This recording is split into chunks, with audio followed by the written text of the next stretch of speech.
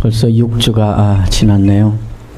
주일마다 와서 예배드릴 때 참 신기한 것 가운데 하나는 어떻게 10사람, 11사람이 저런 소리를 낼까. 그 성가대 찬양이 언제나 은혜를 받고 또 충격을 받습니다. 저도 목회할 때 우리 성가대가 정말 영감 있는 찬양, 은혜로운 찬양을 하는 그런 성가대로 이렇게 인정을 받는 성가대였는데 사람은 그렇게 많지 않았어요. 저는 성가대를 절대로 성가대장, 성가지휘자 불러놓고 언제나 성가대원은 절대로 성가대원 좀 해달라고 구걸을 하지 말라 그렇게 했어요. 왜냐하면 이 예배의 이 찬양은 함께 예배를 돕는 일이고 예배하는 일인데 음악성이 뛰어나고 음악적으로 완벽하고 음악 수준이 높고 하는 것보다 훨씬 중요한 것은 영감이 있는 찬양, 은혜가 있는 찬양이어야 된다. 은혜가 있는 찬양은 자기 스스로가 헌신하는 사람이 찬양을 부를 때 은혜가 된다. 그래서 억지로 구걸해서 그럼 해줄게 그러고 와서 하는 찬양대는 절대로 안 된다. 그렇게 했더니 성가대 할 사람이 없어요. 그러면 중창해도 나는 괜찮다. 중창도 그렇게 했더니 할 사람이 없어요. 그러면 지휘자가 독창하면 된다. 지휘자도 그럴 마음이 없어요. 그러면 나는 성가대 찬양 없이 예배드린다. 그렇게 했어요. 근데 우리도 20명 성가대가 메시아도 하고 그랬어요. 성탄절에. 계속해서 헌신하고 기도하고 은혜 끼치는 찬양을 하시기를 바라고요.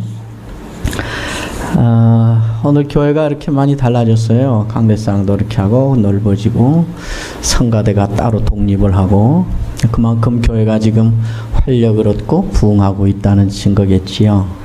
이렇게 좋은 모습으로 시작하는 첫 설교를 제가 하게 돼서 참 죄송해요. 담임 목사님이 이렇게 딱 하셔야 되는데 너무 죄송하고 우리 남 목사님을 제가 이런 좋은 분과 친구하게 된 것이 참 감사하고 제가 설교 언제나 은혜를 받습니다. 제가 번데기라고 그러시는데 전 번데기는 아니고 사람입니다. 어쨌든 한국교회 설교의 가장 큰 문제는 그 본문 이탈. 제가 여러 해째 지금 가르치고 지난번 큰 학회에서도 제가 발제를 하고 근데 한국교회 설교의 가장 심각한 문제는 성경 말씀에서 이탈하는 설교가 지금 행해하고 있어서 교인들이 성경을 들을 기회가 없고 출세의 성공작전, 마음의 평안을 얻는 법, 인간관계의 성공 이렇게 하다 보니까 신앙적인 분별력이 없어져서 그냥 교양 있는 그런 이런 세상 사람 신자가 되는 것이 아니라 교인으로 계속 머물러 있는. 근데 어쨌든 이 교회 처음 왔을 때 4년 전에 왔을 때부터 우리 남 목사님이 어쨌든 말씀 중심의 설교를 하려 하고 본문 말씀에 집착하는 그런 설교를 하려는 철학을 가지고 이렇게 하고 있어서 저는 너무 고맙고 반가웠고 또 제가 절대로 남 목사님보다 설교를 잘하지 않고 여러분 잘 아시잖아요. 설교학 교수치고 설교 잘하는 사람 없다. 이것이 정설입니다. 오늘은 제가 이제 가기 전에 또 마지막 설교를 또 하라 하셔서 요한복음 14장 여러분들 읽은 말씀을 묵상했습니다. 요한복음 14장, 15장, 16장은 예수님이 이 땅에 계실 때에 십자가에 못 박히시기 직전에 제자들을 모아놓고 한 저녁에 마지막 설교를 하신 예수님의 마지막 설교입니다. 그래서 14장, 15장, 16장을 가리켜서 예수님의 고별 설교라 이렇게 제목을 붙여서 교회는 이 말씀을 이렇게 기억해 오고 있습니다. 예수님이 이 땅에서 3년간 같이 지내고 모든 걸 쏟아부었던 제자들을 모아놓고 마지막 헤어지는 고별 설교를 이제 길게 하시는데 참 희한하게도 예수님께서는 그 의미 있는 그 중요한 시점에 긴 설교의 첫 마디를 어떻게 시작하시는가? 너희는 마음에 근심하지 말라. 이 말씀으로 설교의 첫 마디를 시작하십니다. 근심이라고 하는 문제는 우리가 이 땅에 사는 동안 평생 짊어지고 다니는 매우 부담스러운 일입니다. 근데 예수님께서는 헤어지면서 너희는 마음에 근심하지 말라 이렇게 말씀하고 있습니다. 근심이 없는 인생을 살 수 있는가? 근심이 없는 인생을 살 수 있는 방법은 두 가지밖에 없습니다. 하나는 죽는 것입니다. 하나는 천국에 가는 것입니다. 이 말은 우리가 이 땅에 숨쉬며 살고 있는 동안은 근심은 우리의 일부처럼 언제나 있는 것이라 그 말이지요. 근심이 없는 인생을 살 수는 없습니다. 때로는 사는 것 자체가 근심일 때가 있습니다. 돈이 많으면 근심이 없을 것 같으세요? 이 돈을 어떻게 지키지? 근심이지요. 장사가 잘 되면 근심이 없을 것 같아요? 이 장사가 언제 갑자기 안 되면 어떻게 하지? 이미 근심이지요. 건강하면 근심이 없을 것 같으세요? 이러다가 어느 날 갑자기 무슨 병이라도 들리면 어떻게 하지? 이미 근심이지요. 근심이라고 하는 것은 인생의 그 자체에 이미 들어 있습니다. 근심이 없는 인생을 사는 것은 죽기 전에는 불가능합니다. 죽은 사람만 근심이 없습니다. 우리가 근심을 하고 있다는 것은 살아있다는 증거입니다. 그러므로 근심이 없는 인생이 아니라 근심을 물리치고 근심을 이기는 삶을 사는 것이 우리의 문제입니다. 예수님께서는 그러므로 제자들에게 너희는 마음에 근심하지 말라. 근심에 대하여 어떻게 반응할 건가 하는 것을 첫 마디에 말씀하셨습니다. 사실 지금 이 제자들은 매우 근심하고 있습니다. 이 앞에 요한복음 13장에 보면 예수님께서 제자들을 모아놓고 여러 행동을 하십니다. 발을 씻어주시면서 내가 너에게 선생인데도 내가 발을 씻지 않냐? 그러니 친구끼리 너희들끼리는 얼마나 더 발을 잘 씻어줘야 되겠냐? 사랑해라. 이런 말씀 하시면서 핵심은 내가 이제 죽는다. 너희들 가운데 나를 팔자가 있다. 그런 말씀하면서 내가 이제 죽음의 길을 간다. 십자가의 죽음을 당한다라고 예수님이 죽을 것을 말씀하셨습니다. 제자들은 그 말을 듣고 앉아 있는 거예요. 많은 근심이 있었겠죠. 예수님이 죽는다는 사실 자체가 근심이 아니라 예수님이 죽는다는 사실이 우리의 마음에 갖게 하는 여러 현상들, 그것이 근심이죠. 뭐라고? 그러면 3년 동안 헛짓했다는 거예요? 이거 뭐야? 근심이지요. 예수님이 죽는다고 그러면 앞으로 어떻게 살아려는가? 뭐 하는 거야? 근심이지요. 예수님이 죽으면 그러면 나는 이제 어떻게 되는 거야? 근심이지요. 예수님이 죽는다는 사실 앞에서 불안, 걱정, 허탈함, 배신감, 초조, 낙심, 두려움, 공포 여러 반응이 나타나지 않았겠어요? 그것이 근심이지요.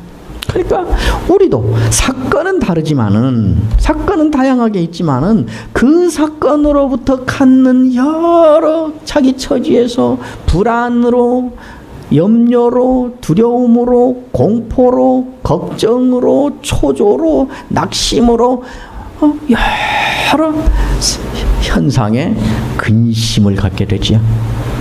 그런 상태를 놓고 예수님께서는 말씀으로 너희는 마음에 근심하지 말라 이렇게 하셨습니다. 그럼 어떻게 해야 될까요? 나는 근심 안 해. 예수님이 근심하지 말라 그랬잖아. 나는 근심 안 할 거야. 아니, 나 근심 안 해. 나 근심 안 한다고. 나 근심 안 해. 근심 없어. 이렇게 하라는 말인가? 무엇이 근심하지 않는 것인가? 근심의 문제를 어떻게 해서 이길 수 있는가를 예수님이 지금 말씀하시는 거예요. 너희가 지금 다 근심이다. 아니, 너희들만이 아니라 살아있는 인간은 모두가 에덴 동산의 타락 사건 이후에 모든 인간은 근심을 갖고 살게 돼 있다. 너희도 근심하고 있다.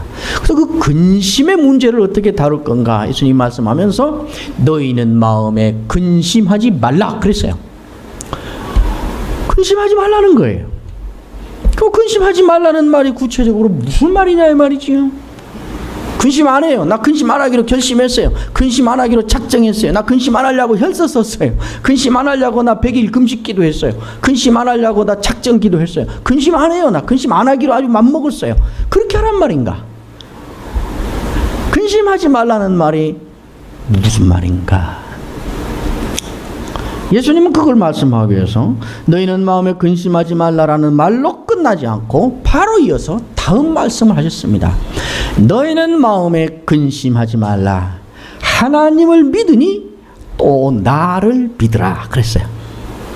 근심하지 말라는 말을 하면서 믿음을 얘기했다고요. 하나님을 믿으니 또 나를 믿으라. 이게 무슨 말이에요? 근심의 문제는 나 근심 안 할 거야. 괜찮아. 근심 안 하기로 작성했어. 나 근심 안 돼. 근심 안 할 거야. 근심 아니야. 근심 없어. 근심 없어. 이렇게 해서 근심을 안 하게 되는 것이 아니라 믿음으로 근심을 안 하게 된다 이 말이에요. 근심을 안 하겠다고 작정해서 근심을 안 하는 것이 아니라 근심이 아닌 다른 것을 함으로 근심을 이기게 된다는 말씀이에요. 근데 그게 뭔가? 하나님을 믿으니 또 나를 믿으라 그런 것이에요.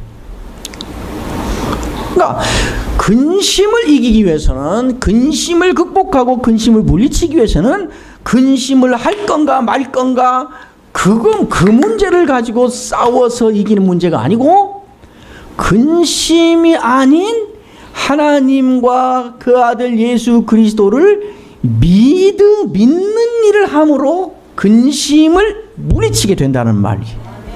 그러니까 근심의 문제가 생기면 근심을 이기려면 어떻게 하는가? 어떻게 하면 이 근심을 이기지? 왜 이 근심이 왔지? 이 근심을 어디로 가면 해결하지? 이 근심이 얼마나 해로운 거지? 이 근심의 원인이 뭐지? 그래서 근심 자체를 붙잡고 늘어지고 있는 한은 근심을 이길 수 없다는 거예요. 이해가 되시죠? 근심이 아닌 다른 것을 해야 근심을 이긴다는 거예요. 근데 그게 뭔가? 믿음이라는 것이야. 믿음. 하나님을 믿고 예수 그리스도를 믿어야 근심을 이긴다는 거예요. 그러면 하나님을 믿고 예수 그리스도를 믿는다는 게 무슨 말이야? 빨리빨리 말하지. 그냥 질질 끌고 무슨 스무고개 하는 것도 아니고. 아니 근데 따져봐야 돼. 이렇게 하나씩. 우리는 성경을 너무 건성으로 읽어요. 때로는 그렇구나 하고 그냥 마음에 감동을 받으려고 성경을 읽는가? 그래? 그러면 그렇게 해봐야지 하고 실제로 그렇게 하려고 성경을 읽는가 하는 것은 매우 달라요. 저절로 반응이 다르게 만들어요. 그냥 그 말 참 좋다. 그거 참 감동적이다 하고 감동을 받기 위해서 성경을 읽고 또 설교를 들으면 그냥 그 말이 좋으면 돼요. 말이 좋으면. 감동이 되면 돼요. 그러나 그래? 그렇다고? 그럼 내가 그렇게 해봐야지. 어떻게 그걸 하지 하고 하려고 그대로 순종해 보려고 그대로 실천하려고 성경을 읽고 설교를 듣게 되면 이제 질문이 달라져요. 어떻게 하면 그렇게 할 수 있는데? 이렇게 묻게 되는 거야. 야, 그 말씀 참 좋다. 여기서 끝날 수가 없어요. 어떻게 하면 그렇게 할 수 있는데? 라고 묻는 거죠. 믿읍시다. 믿음은 근심을 이깁니다. 우리가 예수님을 믿고 하나님을 믿음으로 근심을 이길 수 있습니다. 그러므로 다 믿읍시다. 할렐루야 아멘. 주여 삼창하고 믿기로 결단하는 기도합시다. 그럼 믿겠습니다. 하나님을 믿습니다. 예수 그리스도 믿습니다. 그럼 근심이 없어지는가? 나 근심 안 해. 근심 안 하기로 했어. 그래서 계속 최면을 걸어서 근심을 이기려고 하는 것과 나는 믿기로 했어. 믿을 거야. 하나님을 믿어. 그렇게 해서 연부를 외우듯이 계속 그 말을 하는 것과 본질은 뭐가 달라요? 똑같잖아요. 그치요? 하나님을 믿으니 또 나를 믿으라. 무엇을 믿으라는 말인가? 어떻게 하면 그러면 하나님을 믿고 예수님을 믿는 것이 되는 것인가? 예수님은 그래서 그 다음에 바로 말씀을 해요. 내 아버지 집에 거할 곳이, 너희는 마음에 근심하지 말라. 그리고는 바로 이어서 근심하지 않는 구체적인 방법이 뭔가를 말하기 위해서 하나님을 믿으니 또 나를 믿으라 그렇게 했고, 하나님을 믿으니 또 나를 믿으라, 그리고 바로 이어서 하나님을 믿고 또 나를 믿으라는 것이 무슨 말인가를 예수님이 설명하기 위해서 바로 붙여서 하는 말씀이 내 아버지 집에 거할 곳이 많도다. 내가 너희를 위하여 처소를 예비하러 가노니, 가서 처소를 예비하면 다시 내가 너희에게로 와서 너희를 영접하여 데려다가 나 있는 곳에 너희도 있게 하리라 그랬어요. 하나님을 믿으니 또 나를 믿으라 하는 말에 구체적인 내용이 무엇인가를 예수님이 설명하신 거예요. 그건 뭔가? 계속 하는 예수님의 말씀은 한 단어에 집중되어 있어요. 그걸 바꿔가면서 뭐래요? 내 아버지 집에 처소, 내 아버지 집에 거할 처소가 있다. 내가 너희를 내 아버지 집에 너희가 있을 처소를 예비하러 간다. 그 처소를 예비해 놓고 내가 다시 너희에게로 와서 너희를 안아다가 덥석 안아다가 영접하여 내가 있는 그 내 처소가 있고 아버지의 집에 처소가 있는 그곳에 내가 너희를 데리고 간다. 그래서 나 있는 곳에, 그러므로 당연히 내 아버지 있는 곳에 너희도 함께 있게 하리라 그래요. 계속 같은 말이지요. 있을 곳, 있는 곳, 그곳 준비, 그곳으로 데려와서 그곳에 있게 하고, 뭐였죠 전부 다? 하나님과 그 아들 예수 그리스도가 함께 있다는 거, 함께 한다는 거, 나와 함께 내가 나 있는 곳에 너희도 있게 한다. 그거 믿으라는 거예요. 하나님 아버지 집에 너희가 있을 곳이 있어서 너희가 하나님과 함께 있게 된다. 내가 그걸 만들어 가서 너희를 데려와서 하나님과 내가 함께 있는 건데 거기에 너희도 함께 있게 하려 한다. 하나님을 믿으니 또 나를 믿으라 그래 놓고 예수님이 하신 말씀의 핵심 내용은 뭔가 하면 결국은 하나님과 우리 주님과 함께 있다는 것, 하나님과 우리 주님과 동행하고 있다는 것, 그것을 믿고 그것을 받아들이고 그리 옮겨가는 그것을 하나님을 믿고 예수를 믿는 것이라고 지금 말씀하는 거예요. 요한복음에서는. 여기서는 결국 이렇게 놓고 보면 무슨 말일까요? 우리가 근심을 물리치는 비결은 뭐예요? 근심을 하지 않는 거예요. 근심을 하지 않는 구체적인 방법은 뭐예요? 하나님을 믿으니 또 예수님, 하나님과 우리 주님을 믿는 거예요. 근심과 맞짱 뜨는 것이 아니라 근심이 아닌 하나님과 예수님을 믿는 일을 하는 거예요. 하나님과 예수님을 믿는 일은 구체적으로 뭐라고요? 하나님이 나와 동행하고 있다. 나는 하나님과 우리 주님과 영원히 함께한다. 동행한다. 이것을 붙잡으라는 거예요. 그것이 근심을 물리치는 비결이라고 말씀합니다. 우리는 언젠가 주님께서 오셔서 우리를 데려다가 주님 앞에, 주님의 집에, 우리 하나님의 집에 영원히 거하게 하실 것입니다. 그것은 근심이 없는 것입니다. 요한계시록 7장에 보면 여러분 잘 아시는 대로 아버지의 보호자 앞에 우리가 있고 우리 위에 그 아버지 보호자에 계신 분이 장막을 치신다 그랬어요. 예수님 그랬죠? 너희 거할 처소를 예비하러 간다. 요한계시록 7장 15절 16절 17절에 보면 보호자에 계신 분 앞에 우리가 다 있고 보호자에 계신 왕이 우리에게 장막을 치신다. 그곳은 다시는 병도 없고 질병도 없고 사고도 없고 뜨거움에 상하는 것도 없고 쉬운 말로 하면 어떤 염려도 근심도 걱정도 없다. 왜냐하면 어린 양이 우리의 손을 잡고 생명수 강 이곳저곳으로 함께 데리고 다니며 살기 때문이다. 이것이 요한계시록. 여기서 한 말씀 똑같은 말씀이지요. 우리는 영원히 거기서 하나님과 동행하며 우리 주님과 동행하며 근심을 물리친 삶을 영원히 살 것입니다. 우리는 거길 바라보고 있는 거지요. 그걸 믿고 있지요. 그러나 그런 동행은 하나님과의 동행은 하나님과 함께하는 그러한 함께함은 이 땅에서는 별 수 없고 죽어서 천국에나 가야 그때부터 드디어 시작되는 것인가? 그렇지 않아요. 예수님이 지금 하시는 말씀은 이 땅에 살고 있는 동안의 제자들을 지금 말한 거예요.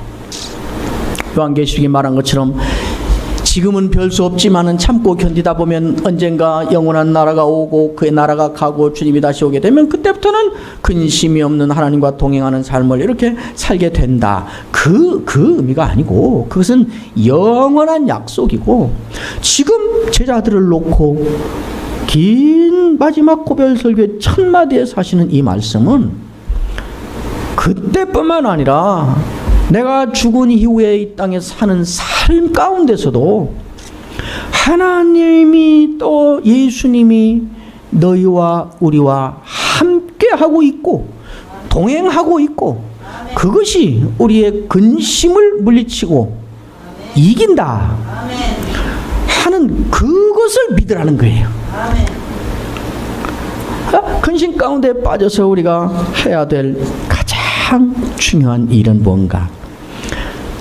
죽어서 먼 훗날만이 아니라 지금도 내가 이렇게 불안해하고 두려워하고 염려하고 낙심하고 이러는 지금도 하나님과 그 아들 예수 그리스도께서 지금 나와 함께하고 있다.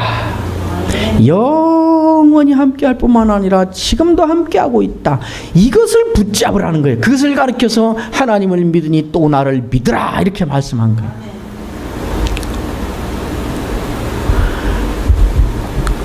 근심은 잠언에 말씀하기를 잠언 17장 22절에 마음의 즐거움은 양약이다. 그러나 심령의 근심은 뼈를 썩게 한다 그랬어요. 어떻게 그걸 이기는가? 예수님이 제자들에게 가르쳐 주신 비결은 하나님이 그리고 예수 그리스도가 지금 여기 나와 함께하고 있고 나와 동행하고 있다는 것을 붙잡으라 그 말이에요. 그것을 믿음이라 그랬습니다.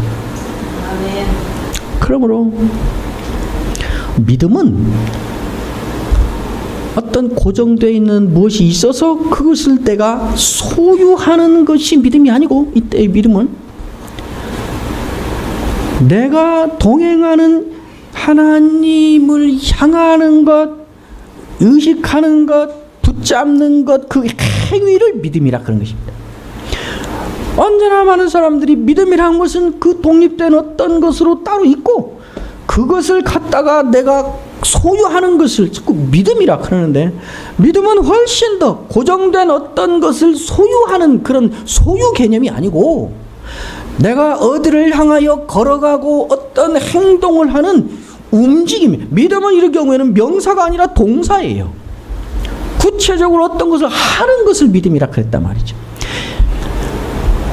이 설교가 다 끝난 다음에 예수님 자신이 어떻게 하는가, 이 근심의 문제를 예수님이 어떻게 물리치는가 하는 것을 보여줌으로 이 설교가 끝이 납니다. 16장 마지막 절에 가면 예수님이 그러세요. 14장 이 고별 설교의 첫 마디에 너희는 마음에 근심하지 말라. 하나님을 믿으니 또 나를 믿으라. 하나님이 동행하고 있고 함께하고 있다는 사실을 붙잡으라 그 말이다 그랬잖아요. 그 설교가 다 끝나고 마지막 설교를 마치는 마지막 마디에 예수님은 자기 자신의 이야기로 돌아옵니다.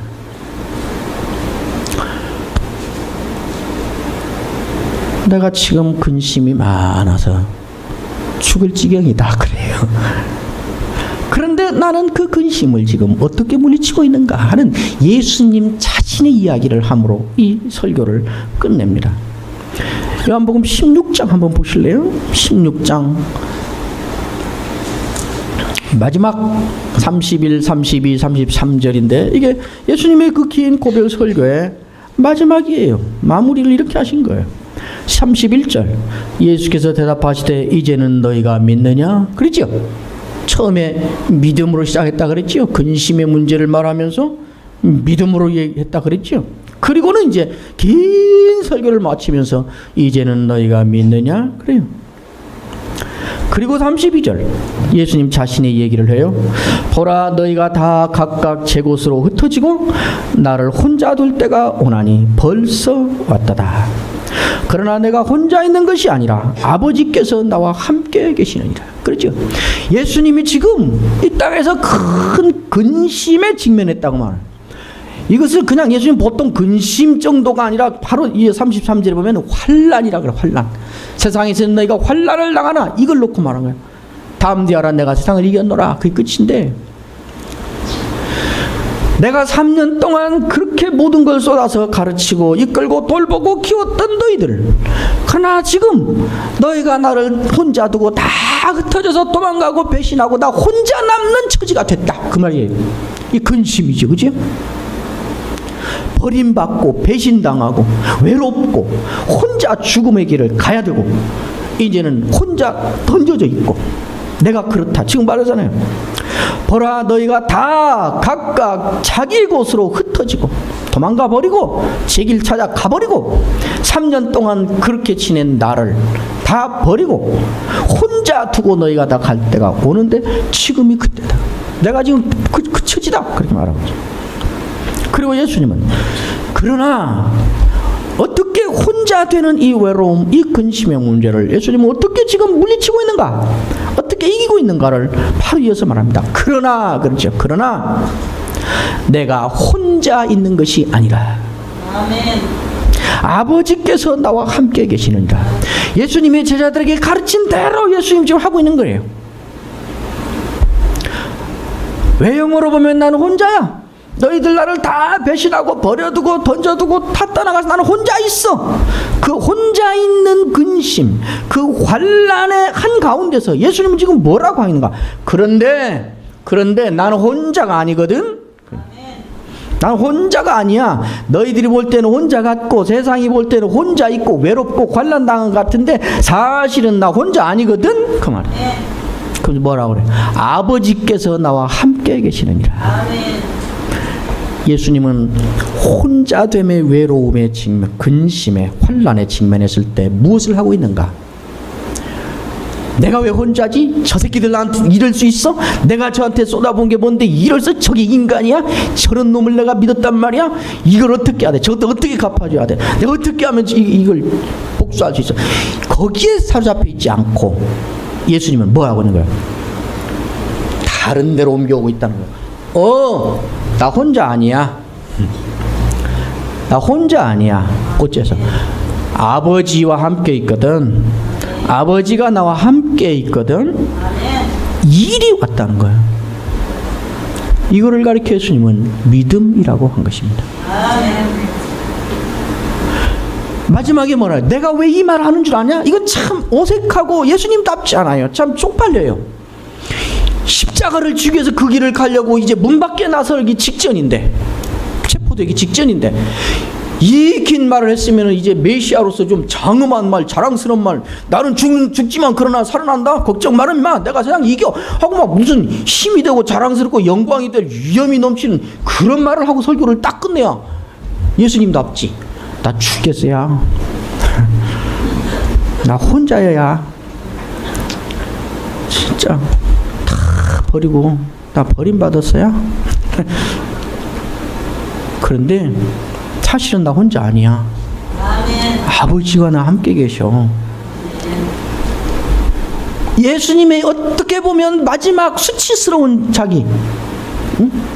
보여주고 싶지 않고 드러내고 싶지 않은 어쩌면 수치스러울 수 있는 이 이야기를 내가 왜 너에게 하는지 아는가? 그게 마지막 절이에요. 너희도 앞으로 이 땅에 제자로서 신자로서 살아가면서 이런 근심을 많이 당하게 되어 있어. 너희가 그런 일 당할 때 지금 내가 했던 이 모습 떠올려서 너희도 내가 한 것처럼 이런 방식으로 그것을 이기고 마음의 평안을 얻는 비법을 너에게 보여주고 가르쳐 주느라고 이 말 한 거야. 너희가 세상에서 환난을 당해. 이 환난은 뭐 가까운 문맥으로 보면 이런 거예요. 이런 근심을 말하는 거예요. 그것이 우리는 너무 힘들고 너무 이게 괴로운 것이니까 예수님은 그것을 그냥 단순히 근심이란 말로 하지 않고, 처음에 근심으로 시작했는데 마지막에 와서는 근심이란 말로 하지 않고 환난이라 그랬어요. 환난. 마지막 절에 보세요. 이것을 너희에게 이르는 것은 너희로 내 안에서 평안을 누리게 하려 함이라. 세상에서는 너희가 환난을 당하나 담대하라. 내가 세상을 이겼노라. 지금 자기 얘기예요. 내가 너에게 임을 말해주는 것은 너희도 이런 일 당하며 살아야 되는데, 그런 일 당할 때마다 근심에 매몰되어서 함락되어서 거기에서 발목 잡혀서 죽는 인생을 사는 것이 아니라 나 생각나라고. 우리 예수님도 그랬는데 이렇게 하셔서 그걸 이기셨지. 그러면 우리도 그렇게 하면 되지. 그렇게 하는 시범 보여주느라고 이렇게 했다. 내가 세상을 이겼다. 그거 내가 이렇게 이겼다. 어떻게 이겼는가? 거기에 사로잡혀 있지 않고 아버지와 나 함께 하시지라는 대로 옮겨감으로 이겼다는 거예요. 그러므로 우리의 근심을 물리치는 가장 중요한 비결은 무엇인가? 하나님과 우리 예수님과 내가 동행하고 있다는 대로 자꾸 생각을 옮겨오는 거예요. 하나님을 바라본다는 말이 그 말이에요. 믿음은 감성의 느낌을 말하는 것이 아니에요. 믿어진다. 정말 은혜롭다. 하나님이 동행하시는 것이 확실히 느껴져. 너무 좋다. 이런 걸 말하는 것이 아니에요. 믿음은 감성의 문제를 말하는 것이 아니라 의지의 결단을 말하는 것이에요. 하나님을 바라본다는 말이 무슨 말인 줄 아세요? 하나님을 동행하심을 믿는다는 말이 무슨 말인 줄 아세요? 기도하고 있었더니 어느 순간 갑자기 하나님이 나를 안아주시는 것처럼 포근해지고 하나님이 나와 함께 하구나 하는 것이 그냥 확 믿어지더라고. 이런 거 말하는 거 아니에요. 근심되고 불안하고 낙심되고 분노가 생기고 원망이 생기고 좌절이 생기고 두렵고 떨리고 초조하고 그런 현실이 내 앞에 펼쳐져 있는데, 그런 현실 가운데서도 하나님이 나와 동행하고 있지라는 대로 나의 시선을 옮겨오는 것을 가르쳐서 믿음이라고 하는 것이, 이건 그러니까 이것은 의지적인 결단인 것이에요. 하나님을 바라본다는 말은 무슨 말이에요? 많은 사람들이 우리의 그 단어의 이미지 때문에 자꾸 그렇게 생각하는데, 하나님을 바라본다는 말은 하나님을 바라봐. 하나님을 바라봐야지. 그런데 하나님을 바라본다는 말은 멀리 있는 하나님을 쳐다본다는 말이 아니에요. 또 하나님을 바라본다는 말은 현세를 등지고 어디로 어떤 현세와 다른 어떤 곳으로 등지고 가서 도망을 간다는 말이 아니에요. 또 하나님을 바라본다는 말은 근심 많고 걱정 많고 환난 많은 이놈의 세상 이를 갈면서 언젠가 올 내세를 멀리 바라보면서 현실은 무시하고 둥둥 떠서 현실은 그냥 덮어버리고 내세를 바라보면서 그렇게 이 외계인처럼 산다는 말이 아니에요. 하나님을 바라본다는 말은 looking at 하는 걸 look at 하는 말이라기보다는 focusing on 그 말이에요. 어디를 이렇게 쳐다보는가란 말이 아니라 우리의 시선을 어디에다가 초점을 맞추는가, 이걸 하나님을 바라본다 그래. 뭡니까? 하나님을 믿이 또 나를 믿으라 하는 말은 근심이 되고 걱정이 되고 불안하고 초조하고 나를 괴롭게 하고 하는 이 사람들과 이 현실에 얽매여서 이거 큰일 난 것처럼 이렇게 여기를 보던 우리의 눈을, 시선을 이쪽으로 하나님이 동행하고 있다, 하나님이 지금 내 편이다, 하나님이 여기 나하고 함께 있다라는 것을 쳐다보는 것으로 시선을 옮기는 것을 말하는 거예요. 바라본다는 말은 쳐다본다는 말이 아니라 우리의 이 시선을 옮긴다는 것을 말한단 말이죠. 얼마 전에 그 영화 감독 이장호 씨가 아침 TV 대담 방송에 나와서 한번 얘기하는데 참 인상이 깊었습니다. 오래전에 영화 제작을 하다가 빚 때문에 올라앉았대요. 그래서 죽고 싶었대요. 그냥 빚 때문에 정신이 없고 겁만 나고 두렵고 살 수가 없었대요. 그런데 그 와중에 어떻게 해서 예수를 믿게 됐대요. 하나님을 알게 됐대요. 근데 그분이 그래요. 내가 하도 너무 인상이 적어놨어요. 이게 틀림없는 말이에요. 텔레비 방송에 나왔으니까. 자기가 하나님을 믿기 전에는 이렇게 했는데, 여기 빚지고 지금 쫓기고 막 빡당하고 이런 근심되는 이 현실만 딱 보니까 전부가 그것뿐이더래요. 그거 살 수가 없더래요. 하나님을 믿으니까, 하나님이 이렇게 딱 보이니까 눈앞에 있던 근심이 이렇게 멀리 가면서 보이더래요. 그러니까 이것이 저만큼 가게 되니까 하나님 믿으니까, 하나님 생각도 하니까 이것만 보고 있던 것이 이만큼 멀어지면서 시야가 넓어지더래요. 그러니까 내가 근심하는 것이 전부였는데 다른 것도 있더래요. 저만큼 가서 보이더래요. 그래서 자기가 하나님 믿고 거기 벗어났다 그러더라고요. 그런 것입니다. 한 7년 전에 저는 참 어려운 시절을 지냈습니다. 3월 한 중순 둘째 주인가 셋째 주 됐는데 그 어간에 우리 부부가 너무 어려운 시절을 지냈어요. 건강도 너무 전 그때 안 좋았어요.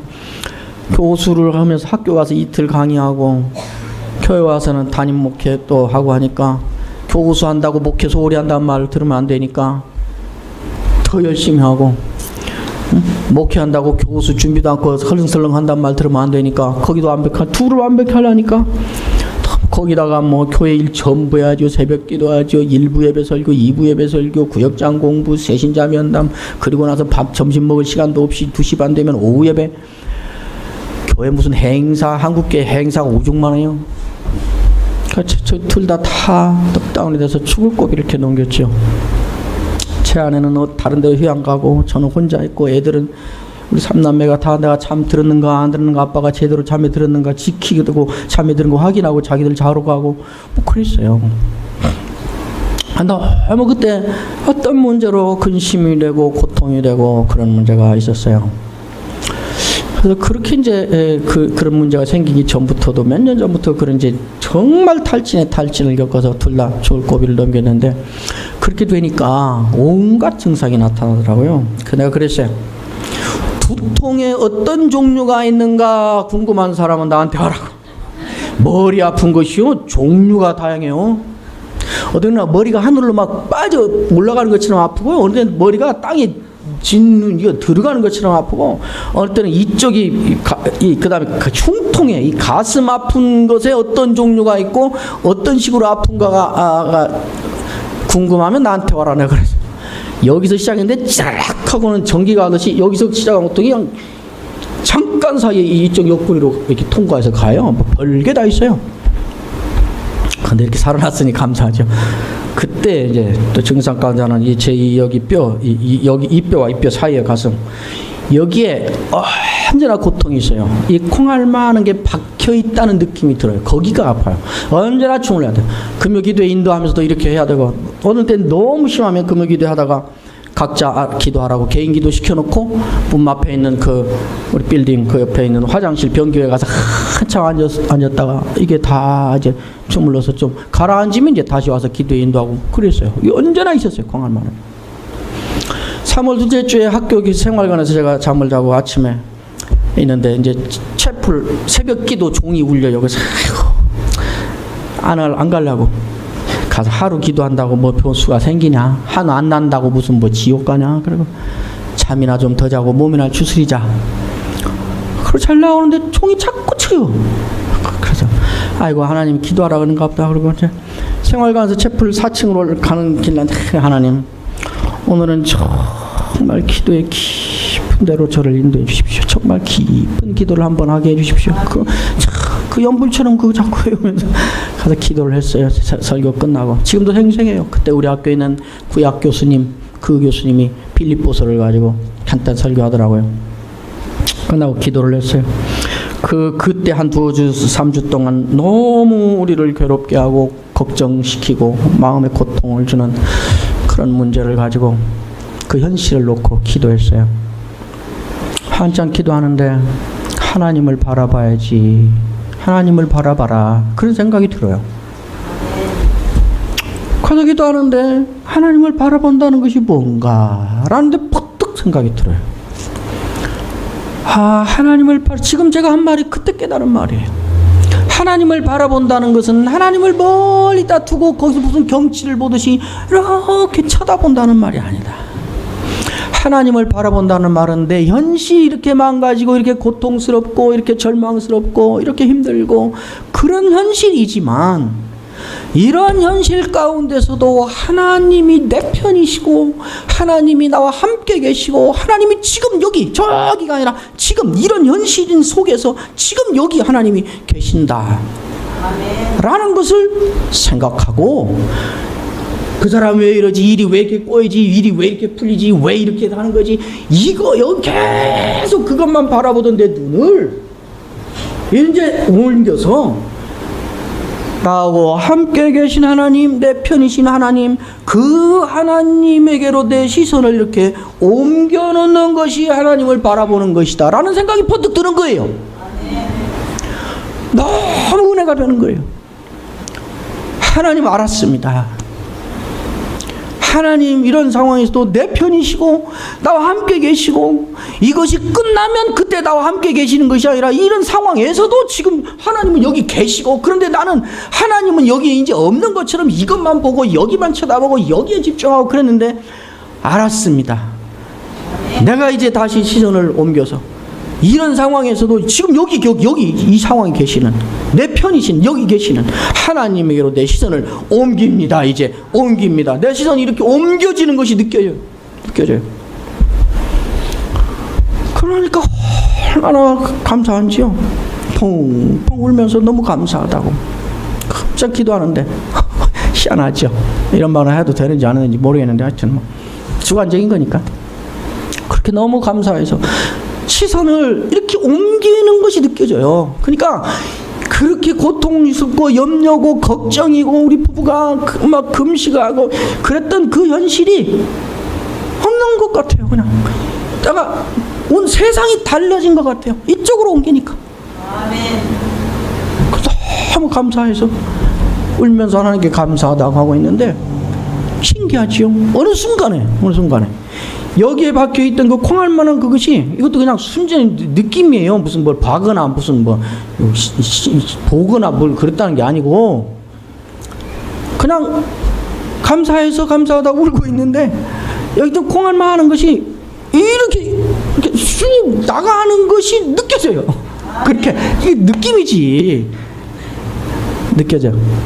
나도 모르게 그 순간에 하나님 이렇게 오랫동안 나를 괴롭혔던 이거는 그날 그 새벽기도 가기 전에도 이것 때문에 제가 잠을 이렇게 못 자요. 옆으로 누워서 누르면서 자야 돼요. 매일 저녁을. 몰랐지? 그런 거 있는 거 나한테. 처음 듣지? 근데 그게 그냥 콩알만한 덩어리가 쑥 빠져나가는 것이 보인 건 아닌데 느껴져요. 제가 그 자리에서 나도 모르게 하나님께서 나의 고통이던 이거를 하나님이 만지셨군요. 감사합니다. 그리고 또 그 아침 내내 울면서 그런 억울한 상황 그런 처지를 사는 것이 서러워서가 아니라 너무 감사해서 그때 나간 그 녀석 지금까지 아직 안 돌아왔어요. 저는 그때부터 자신 있게 말하지요. 하나님을 바라본다는 것은 무엇인가? 근심이 벗어나면 그때 저기 있어 주시는 그 하나님을 바라보고 그런 것이 아니고 이 상황에서 나의 시선을 하나님에게로 옮겨 놓는 거예요. 초점을 어디다 두는가 하는 것입니다. 그래 놓고 보니까 너희는 마음에 근심하지 말라. 하나님을 믿으니 또 나를 믿으라. 내 아버지 집에 거할 곳이 많도다.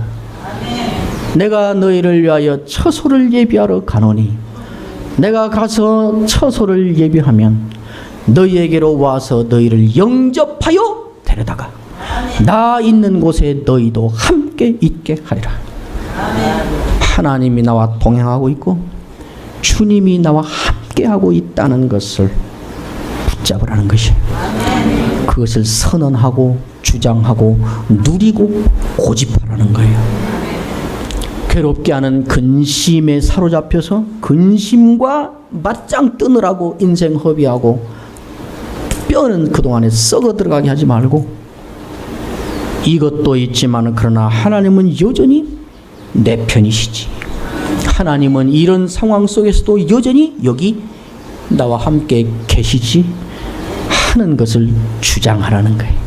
선언하라는 거예요. 붙잡으라는 거예요. 그것이 이 땅에 우리는 어쩔 수 없이 걸머지고 살아야 되는 근심의 문제를 물리치고 말씀한 것처럼 평안을 누리는 내 안에서 평안을 누리게 하리라 하는 그 평안을 누리는 비결인 것입니다.